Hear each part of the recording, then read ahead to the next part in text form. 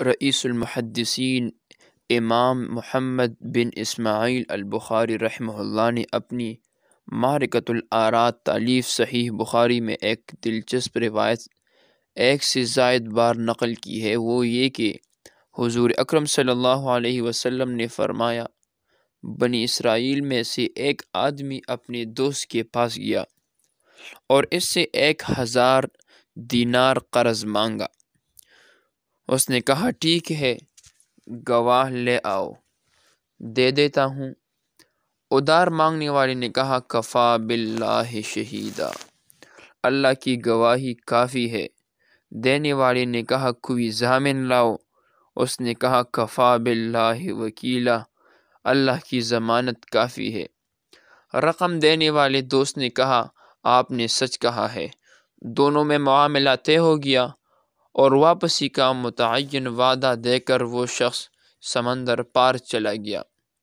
مدت پوری ہونے کے بعد مقروض شخص وہ رقم لے کر واپس کرنے کی غرض سے ساحل پر پہنچا تو کوئی سفینہ نہ ملا، کشتی نہ ملی۔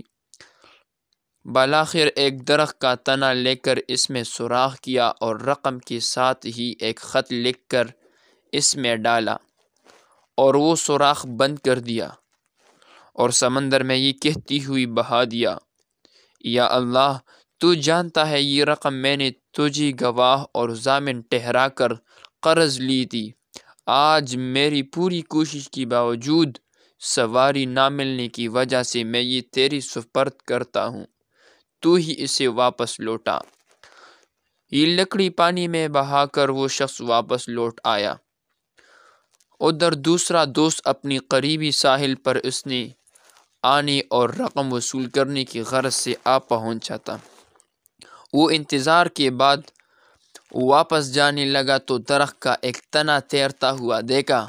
سوچا، چلو یہی گھر لے جاؤ، جلانے کے کام تو آئے گا۔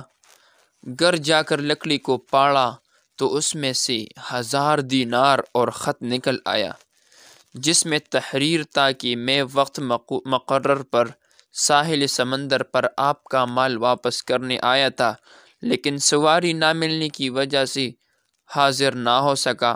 یہ معذرت اس میں تحریر تھی۔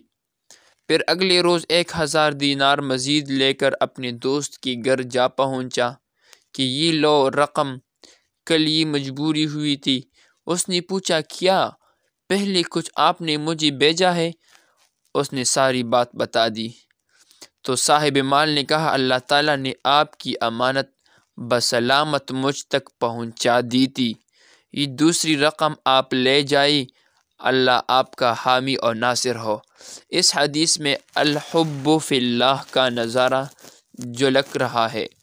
جب دو مسلمان اللہ کی رضا کے لیے آپس میں جڑتے ہیں تو اللہ تعالیٰ ان کو سنوارتا ہے، چاہے ظاہری اسباب ساتھ چھوڑ جائے۔ نیز اسلامی معاشرت نے ہمیں یہ طریقہ سکھایا ہے کہ لین دین کے ایسے معاملات حیطہ تحریر میں لائے جائے تاکہ باہمی طور پر بدگمانیاں اور بدعنوانیاں پیدا نہ ہو اور سب انسان حسن معاشرت سے راحت